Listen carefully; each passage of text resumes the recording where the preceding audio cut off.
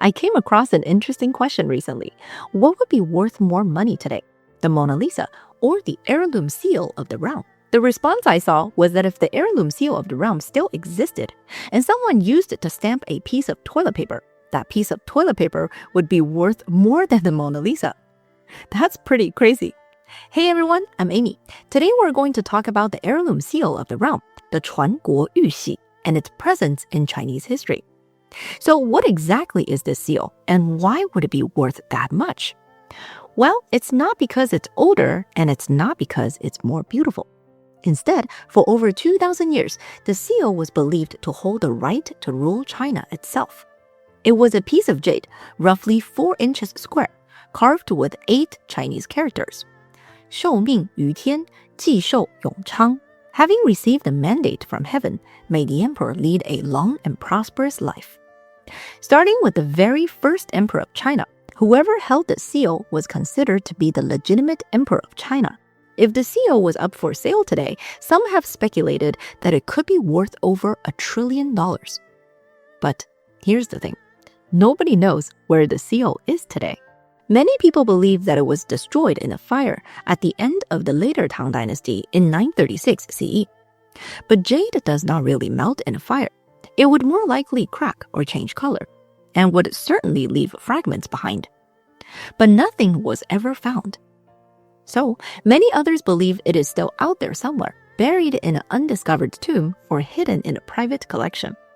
Some historians don't even believe that this seal was real, or at least not in a way it is recorded in historical records. For an object that was supposedly the most important thing in China for 2,000 years, it was not very well recorded. But whether it was real or not, it was still an important part of Chinese history. And if it is real and is still out there, it would be the most valuable artifact in the world. What's the most valuable artifact from your country? Let me know in the comments. So where did this legendary seal come from?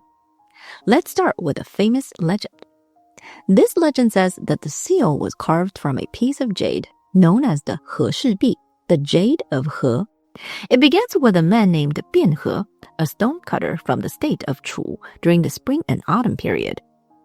One day, Bian He was out in the mountains when he found what he believed to be a special stone. Later legends say that he saw a phoenix land on the stone, which meant that there must have been something precious inside the stone. He carried the rock to the court of King Li of Chu and presented it as a treasure. The king called in his jade experts, who took one look at the outside of the stone and declared it worthless. Just an ordinary rock. King Li was furious. He had been made to look foolish by a commoner, and the punishment for deceiving the king was severe. Bian He's left foot was cut off. Most people, after losing a foot over a rock, would have gone home and never spoke of it again. But Bian He was convinced that the stone he found was special, and he did not give up. When King Li died and his son King Wu took the throne, Bian He dragged himself back to the palace and presented the stone again. The same thing happened. The experts declared it worthless, and Bian He was punished in the same way. He lost his right foot. Now he had no feet and a rock. When the third king, King Wen of Chu, came to power, Bian He was an old man. According to the records, he carried the stone to the foot of the Jing Mountains and wept for 3 days and 3 nights. By the time people found him, he had no tears left. What was flowing from his eyes was blood. King Wen heard about this and sent someone to ask him why he was crying so desperately. And Bian He answered, "I am not crying for my feet. I am crying because a true jade is being called an ordinary stone, and an honest man is being called a liar." King Wen was moved. He ordered the stone to be split open, and the moment the outer shell was broken away, the craftsman found it. A piece of white jade, so pure and so flawless that it was unlike anything anyone had ever seen. It was named the Jade of He, after the man who had suffered to find it. And from the very first moment of its existence, this jade had been paid for with blood and with years of man's life. The Jade of He stayed in the Chu royal family for generations. But over time, as kingdoms rose and fell around it, the jade made its way to the kingdom of Zhao. And that is where the next chapter of its story begins. King Huiwen of Zhao had the jade, and King Zhaoxiang of Qin, the great-grandfather of Qin Shi Huang, wanted it. Around 283 BCE, he sent a letter to the Zhao court with a simple-sounding offer. He would trade 15 entire cities for that single piece of jade. But everyone in the Zhao court understood that this was not really an offer. It was a threat. Qin was the most powerful kingdom in China at the time. If the Zhao court refused, Qin would have an excuse to attack. If Zhao handed over the jade, Qin would probably take the jade but not exchange the cities. The Zhao court was stuck. And then a man named Ling Xiangru volunteered to personally deliver the jade to Qin and negotiate the exchange. And so, Ling Xiangru arrived at the Qin court and presented the jade to King Zhaoxiang. The king passed it around to everyone, to his ministers, to his attendants. Everyone admired it, but no one said a single word about the 15 cities. Ling Xiangru had expected this. He walked up to the king, told him there was a small flaw in the jade he wanted to point out, and asked for it back. The king handed over. The moment the jade was back in his hands, Ling Xiangru stepped back until he was standing against one of the great pillars of the palace hall. And then he told the king that if Qin did not honor the agreement, he would smash the jade against the pillar and die with it. The king of the most powerful state in China, surrounded by his entire court and his guards, backed down because he really wanted the jade. Ling Xiangru bought enough time for a trusted attendant to smuggle the jade out of the palace and back to Zhao by a back road. Then he stayed behind, alone, and confronted the king. He explained that the jade was already gone and that killing him now would not achieve anything but would lose face for Qin. Reluctantly, the king chose to let Ling Xiangru return to Zhao. This story is remembered today as 完璧归赵, returning the jade intact to Zhao. And this phrase is still used in Chinese today to mean returning something in perfect condition. But the jade could not stay out of Qin's hands forever. In 221 BCE, Ying Zhen conquered the last of the rival kingdoms and became the first emperor of China. Everything the 6 kingdoms had ever owned now belonged to him, including the jade of He. The stories and legends of Bianhe and Ling Xiangru had been passed down through Chinese history as the incredible origin of the jade that would become the heirloom seal of the realm. But most modern historians treat these stories as legend rather than reliable history. Instead, other accounts suggest that the heirloom seal of the realm was actually carved from a kind of jade known as Lantian Yu from the Shanxi region. The historical text Shiben says that after the first emperor of Qin unified the world and became emperor, Chancellor Li Si took jade from Lantian and had the seal made. The seal is 4 inches square and its handle had 5 intertwined dragons. And then Qin Shi Huang commanded the Chancellor Li Si to design an inscription. The first emperor of Qin established the seal as a treasure to be passed down, and it would be the heirloom seal of the realm. Its inscription says, "Having received a mandate from heaven, may the emperor lead a long and prosperous life." It was a contract between the emperor and heaven itself. Whoever held this object would be the legitimate son of heaven, which sounds like a beautiful idea. But if holding the seal made you legitimate, then the only way to become legitimate was to take it from whoever had it last. And that is exactly what would happen. The Qin dynasty collapsed just 15 years after it was founded. In 206 BCE, the rebel armies closed in on the capital of Xianyang. The last ruler of Qin dynasty, Ying Ziying, understood that the end had come. When Liu Bang, who would become Emperor Gaozu, conquered Xianyang, the king of Qin, Ying Ziying, surrendered and offered the seal of the first emperor. When Liu Bang ascended the throne, he held the seal, passing it down generation after generation, and it would be known as the heirloom seal of Han. Liu Bang would form the Han dynasty and would be known as Emperor Gaozu of Han. And for the next 2 centuries, the seal would be passed from emperor to emperor. Then, in 9 CE, a powerful official named Wang Mang decided to stop being the power behind the throne and become the man sitting on it. He declared his own Qing dynasty and needed the seal to prove his legitimacy. The problem was that the seal was being held by his own aunt, the Grand Empress Dowager, Wang Zhenjun. While she was a supporter of the power that the Wang family held, the Empress Dowager was also loyal to the Han dynasty. She could not believe that her nephew was ending the Han dynasty in order to form his own dynasty. When Wang Mang's representative arrived to collect the seal, she lost her temper completely. The Empress Dowager knew he had come for the seal for Wang Mang and cursed at him in fury. You and your family have benefited from the power of the House of Han, enjoying wealth and status for generations. Not only have you failed to repay this, but having been entrusted with the care of an orphaned emperor, you took advantage of the situation to seize their kingdom, utterly disregarding grace and righteousness. Not even dogs and pigs would eat the leftovers of people like you. How could the world possibly tolerate you and your brothers? And if you claim to be a new dynasty, you should make your own seal. Why do you want this unlucky seal from a fallen kingdom? I am but an old widow of Han, and I just want to be buried with the seal, but I can't even have that. The old Empress Dowager then took the seal and threw it onto the ground, saying, I am old and dying, but your entire family will surely be destroyed. It is said that the jade struck the stone floor and a corner broke off. The heirloom seal of the realm was now damaged.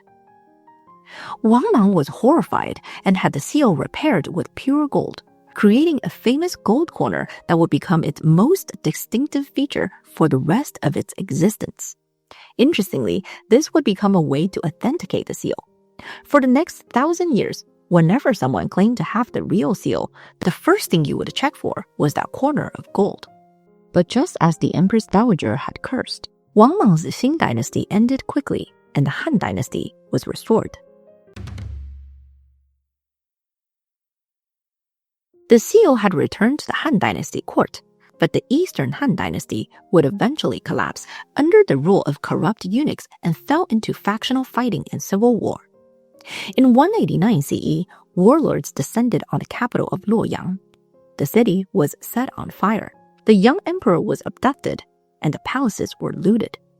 It is said that in the chaos, the eunuch responsible for the seal threw it into a palace well and disappeared. It was a warlord from the south named Sun Jian who found it. According to legend, his troops were camped near the old palace when they noticed a strange 5-colored light rising from a well at night. They pulled up the body of a palace woman who had drowned herself to escape the looters. Around her neck was a silk pouch. Inside the pouch was a red lacquer box, and inside the box was the heirloom seal. Sun Jian believed that this was a sign from heaven. He tried to keep the discovery secret, but it didn't work. The news leaked almost immediately. But when the warlord Yuan Shu heard about it, he had Sun Jian's wife seized and held hostage until the seal was handed over. In 197 CE, with the seal in hand and very little else going for him, he declared himself emperor. Every warlord in China immediately turned against him. Within 2 years, he was a fugitive, his armies destroyed, and his territory gone. He died in the summer heat with nothing left, reportedly asking for a cup of honey water and being told there was only blood-colored water available. He had the seal in his arms when he died, and had done nothing to protect him. After Yuan Shu's death, the seal eventually reached the infamous Cao Cao. Cao Cao was keeping the last emperor of the Han dynasty as his guest, just a guest that wasn't allowed to leave. And he used this setup to rule from behind the scenes, behind a legitimate emperor with a legitimate seal. When the Han dynasty formally ended in 220 CE, Cao Cao's son, Cao Pi, formed the kingdom of Wei. Some stories claim that to formally mark the transition, Cao Pi had a new inscription carved into the seal. The Great Wei receives the heirloom seal of Han. But eventually, the powerful Sima family took control of the Wei court, forced the last Wei emperor to abdicate, and seized the seal. After the Three Kingdoms period ended, the Sima family founded the Western Qing dynasty and briefly reunified China. The seal settled into its new home, But Western Jing dynasty would quickly collapse into internal war, and the northern tribes poured in through the Great Wall. In 311 CE, the forces led by Liu Cong sacked Luoyang and captured the Jing emperor along with the seal. The seal proved their right to rule, but none would rule for long. In 319 CE, Shile would form the later Zhao, and then a few years later, he would obtain the seal. It is said that once Shile had the seal, he carved onto its side, "The mandate belongs to the Shi family." The seal would stay with the later Zhao for the next 2 decades, until a general named Ran Ming overthrew the Shi family and took power. His own regime quickly collapsed under attack from all sides. And in 352 CE, the seal would make its way south to the eastern Jing court. The seal would spend the next centuries passing through the southern dynasties, as one short-lived kingdom replaced another. Some stories say that it was hidden in another well, and it was recovered by a monk. And then finally, in 589 CE, the Sui dynasty reunified China, and the seal came with it. After nearly 300 years of chaos, it was back in the hands of a unified empire. The Sui dynasty lasted only 37 years. When Emperor Yang of Sui was assassinated by his own officials in 618 CE, the seal ended up in the hands of his empress, Empress Xiao. Empress Xiao was captured and taken north, taking the seal with her. Meanwhile, the Tang dynasty was formed. And then 12 years later, in 630 CE, the great Tang general Li Jing brought Empress Xiao back to the Tang dynasty court, and she brought the seal with her. Emperor Taizong of Tang now held the seal. The rule of the Tang dynasty was finally legitimate. He immediately threw a large banquet and declared a celebration, and there was much rejoicing. And then came an interesting story involving Wu Zetian during her Wuzhou dynasty. Wu Zetian was the only woman in Chinese history to rule as emperor in her own name.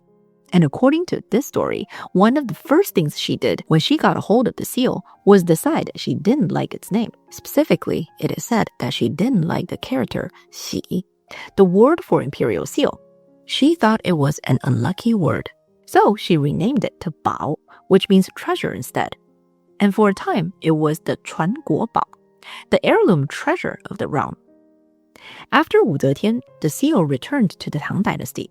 Another story claims that when Emperor Xuanzong fled the capital Chang'an during An Lushan rebellion, he brought the seal with him, and the seal was there when the emperor was forced to execute his beloved noble consort, the infamous beauty Yang Guifei. Through its ups and downs, the seal would bear witness to the entirety of the Tang dynasty. In 907 CE, 17-year-old Emperor Ai of Tang, the last emperor of the Tang dynasty, would hand the seal over to the warlord Zhu Wen. This marked the end of the great Tang dynasty and the beginning of the later Liang dynasty. But the later Liang dynasty would not last. 16 years later, in 923 CE, Li Chunxu ended the later Liang dynasty, obtained the seal, declared himself emperor, and formed the later Tang dynasty. Li Cunxun was not directly from the imperial Li family of the Tang dynasty, but his family was previously loyal to them. By naming his new empire the later Tang, he was claiming to restore the fallen Tang dynasty and position his own dynasty as its successor. But sadly, the later Tang dynasty would not last either. In 936 CE, Li Tongke was the emperor of the later Tang. Northern invaders led by the great traitor Shi Jingtang were at the door. There was no chance for the later Tang to win, but Li Tongke was not going to let Shi Jingtang take everything. He was not going to let the traitor claim the right to rule China. He could make one last decision. He gathered his family, his close attendants, and the seal. They climbed to the top of the Xuanwu Tower together, and he ordered it set on fire. The tower burned through the night.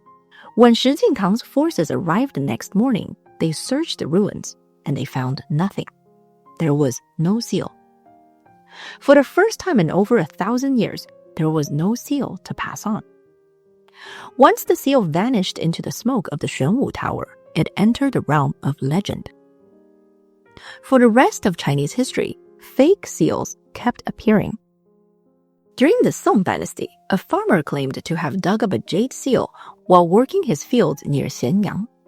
The emperor summoned scholars from the prestigious Hanling Academy to examine it.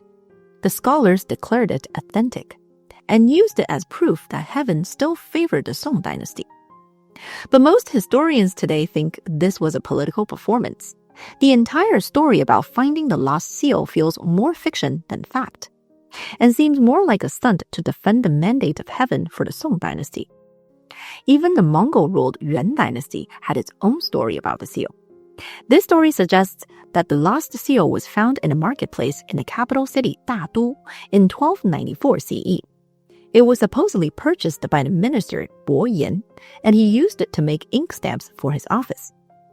The founding emperor of the Ming dynasty, Zhu Yuanzhang, supposedly sent his men to try to recover the lost seal, but it was never found. This story reminds me of the legends about the quest for the Holy Grail. It is said that not finding the seal was one of Zhu Yuanzhang's greatest regrets. In 1635, it is said that the Qing dynasty founder Huang Taiji obtained the lost seal from defeated Mongol forces. Stories claim that Huang Taiji used the found seal to justify his own legitimacy. However, recorded details of the seal found by Huang Taiji do not match the details of the ancient heirloom seal of the realm from Qin Shi Huang. In fact, even the carved inscription on the seals were different. And there is no record of what happened to the seal found by Huang Taiji either. Nobody knows where it was stored or where it went. By Emperor Qianlong of the Qing dynasty, the official attitude had shifted from obsession to skepticism. He was presented with several seals that were suspected to be the original lost seal, but he dismissed them all as fakes. In 1748, Emperor Qianlong settled the matter in his own way.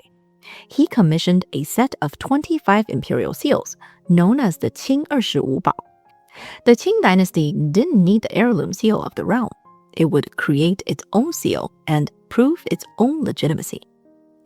The Qing 25 Bao are still around today and can be seen in the Palace Museum in Beijing. But we can't say the same for the heirloom seal of the realm, because we still don't know where it is, or if it was even real. Did the heirloom seal of the realm ever actually exist? So here's something interesting. The records of the Grand Historian, written by Sima Qian, covers most of what we know about the Qing dynasty. But it does not mention the heirloom seal of the realm, not a single time. It does talk about other seals, but those are described quite differently from how the heirloom seal of the realm was described. If the heirloom seal was real and was the most important object in China, why didn't Sima Qian record it? One popular theory today is that Liu Bang, the founder of the Han dynasty, made up the origin story of the seal. As he was building his new empire out of the ashes of the fallen Qing dynasty, he needed something to prove that his rule was legitimate. In this theory, Liu Bang and his court created the mythology that turned an imperial seal into a cosmic symbol of divine right. And subsequently, the stories of the seal for the next 1,000 years were built on top of that original story. But who knows? Maybe it was burned in the Xuanwu Tower in 936 CE. Maybe it was made into ink stamps by a Mongol official. Maybe it has been sitting in the bottom of a river somewhere for 1,000 years, waiting for someone to find it. Maybe it's in another well. Or maybe it never quite was what everyone said it was. And the most powerful object in Chinese history was, in the end, just a really good story. What do you think? Let me know in the comments. If you enjoyed today's topic, don't forget to like and subscribe. Thanks again for watching, and I'll see you in the next one. Stay curious, stay magical.